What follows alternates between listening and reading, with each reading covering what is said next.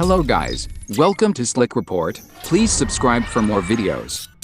Today, we are going to listen the stories which have been given the flair, not the asshole. So now, let's get into the stories. AITA for telling my daughter-in-law about my son's past. I, 49F, have a 27-year-old son, Jason. Jason is married to his wife, Amelia, 26. They've been married for about 7 months, together for 2 years. Amelia is pregnant, and we were just talking about the baby, and I had said this is technically Jason's second child. She was very confused and asked me what I meant. When my Jason was 18, he had a girlfriend, Jenna, he was with for about a year, who got pregnant. I love my son, but he wasn't much of a father. I saw my grandson more than Jason did, and broke up with the girl shortly after the baby was born. When his son was 2, a drunk driver hit Jenna and my grandson. Jenna is handicapped and is being taken care of in a home, but my grandson didn't make it. Amelia was shocked when she heard this, and I showed her the plants I planted for him in my garden. I thought Jason would have told her. I was shocked he didn't. Amelia wanted to visit Jenna in the home and his son's grave. Jason called me later that night fuming and cursing, saying I had no right to tell her about any of that, and was angry that she wanted to go meet Jenna and see his son's grave. I told him it was his wife and she deserved to know. He called me a nut and said that it was almost 9 years ago and didn't need to be brought up. This broke my heart. I don't think I am I assumed she already knew and she deserves to know. AITA for telling my best friend / Sil the true reason for my divorce. I, 32F, met my sister-in-law Mary, 32F, in uni. We were assigned flatmates who really enjoyed cooking and baking together and became best friends. She actually introduced me to her brother John, 35M, whom I dated and eventually married 8 years ago. We have 2 kids aged 3 and 5.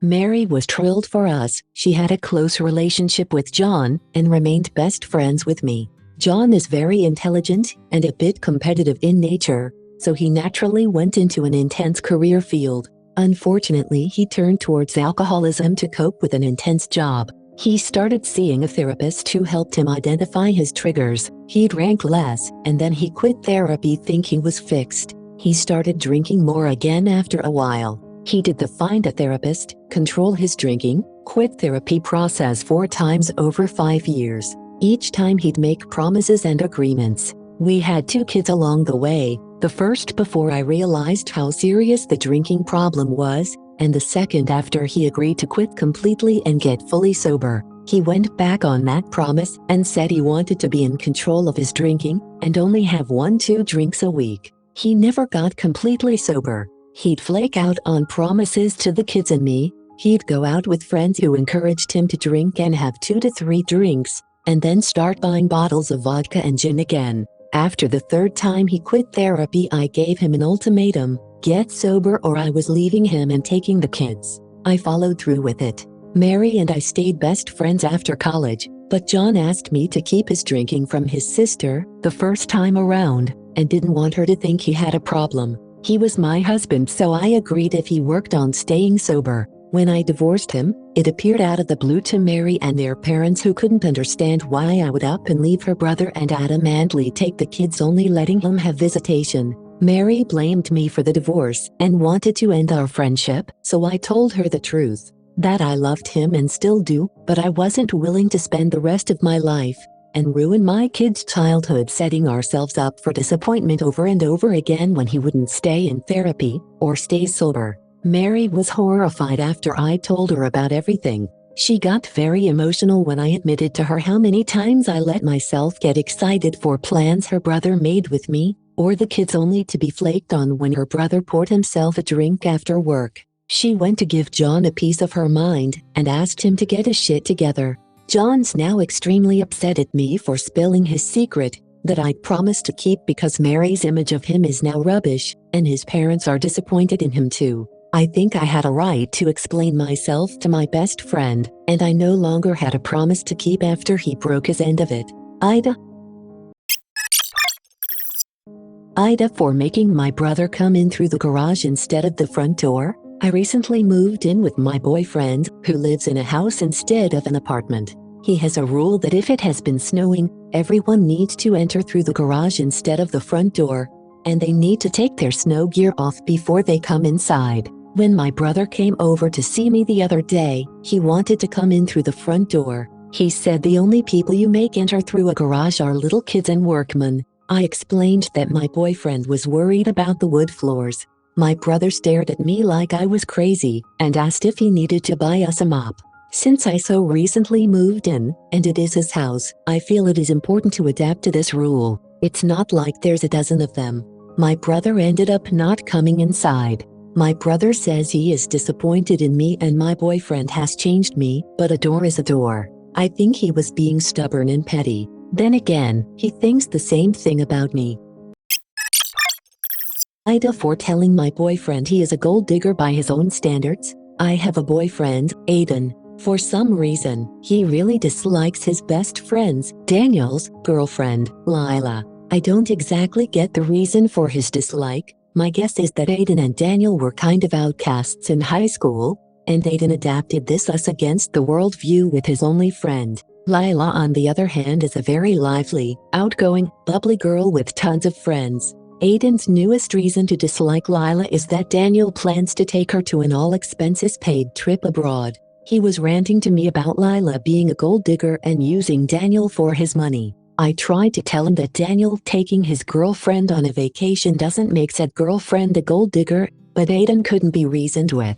It bothered me so much, especially since my family took Aiden to countless vacations free of charge back when we were still in university. I mean 15+ vacations, mostly to different countries. I pointed out to Aiden that he came to plenty of vacations with me and my family, but he said that was different, because he only came for me, so that I have more fun with him there with me and we build shared memories. I asked him why is what Daniel and Lila are doing any different. Daniel can afford to take Lila with him, he will have more fun with her there and they will make wonderful shared memories. If that makes Lila a gold digger, he must be a gold digger too, by his own standards. Aiden got mad at me and said that he is extremely disappointed and hurt that I look at him like that. He got really offended and now seems to think that I actually accused him of being a gold digger instead of just trying to show him the error in his reasoning. Was I wrong for trying to draw a parallel between him and Lila? I didn't want to make him feel bad for coming with us on those vacations. I loved having him there. Do I owe him an apology? AITA for refusing to help my friend take care of her baby after she kicked her boyfriend out. I, 19F, recently got a call from my friend, Jess 23F, begging me to run to the shop for some baby formula and other food essentials because she was so tired. I agreed. I got her some stuff and dropped it off and offered to nurse the baby so she could have a shower and cook some pasta. She was super happy and took up my offer. This was at 4:15 and her boyfriend usually gets back from work at 5:30. Jess has her shower and food and when it hits 5 p.m., I ask if she's going to be okay for half an hour until her boyfriend gets home. She tells me she kicked him out because he went to visit his mother whilst he had the baby and he hadn't asked her first. I should be clear that I don't have kids and never intend to, and so I cannot pretend to know what goes through a new parent's head, but I found that whole thing so ridiculous. I said that's so stupid of her because he clearly loves her and baby, and he didn't do it to be a dick. Jess got mad and said I don't get it. We sat in silence for a few moments before she asked me if I could help her the next day with the baby. I said no. She got really upset and asked why. I told her she needs to beg her boyfriend to come back since the baby is both their responsibility,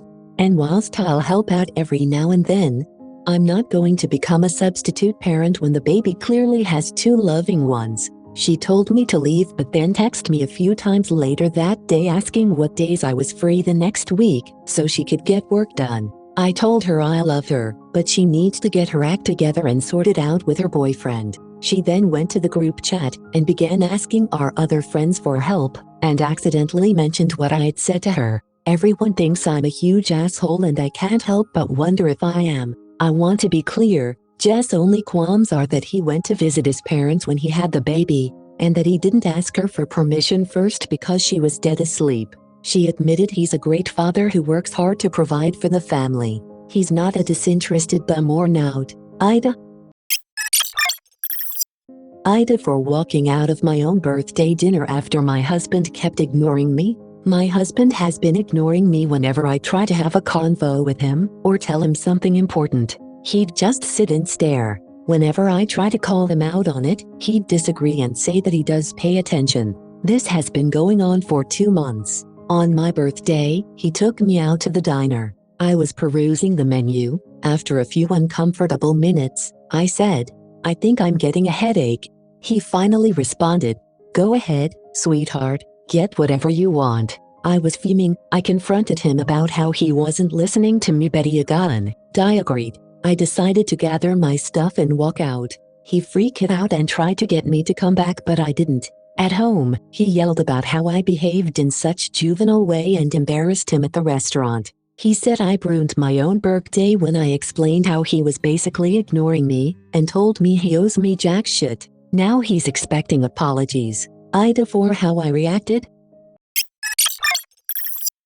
AITA for telling my husband that if he walks his ex down the aisle at a friend's wedding, I won't go. One of my husband's best friend is getting married in a month. Both he and his ex were asked to be in the respective wedding parties. His ex and him share a child and him and I share a child. While I don't have an issue with them being in the bridal party together, I do have an issue with them being paired to walk down the aisle. They could easily switch up who walks who, but for some reason they seem adamant on having them walk together. Everyone in the bridal party are all old friends and often talk about times that he and his ex were together fondly. To me it seems like a calculated decision. Not only does it seem unnecessary to have them walk together, but it seems inconsiderate. AITA for saying that if they are to walk together, I won't attend the wedding. To add, no, they are not maid of honor and best man. My husband has voiced to me that he doesn't feel comfortable walking with her, but doesn't want to add to the bride and groom's wedding stress.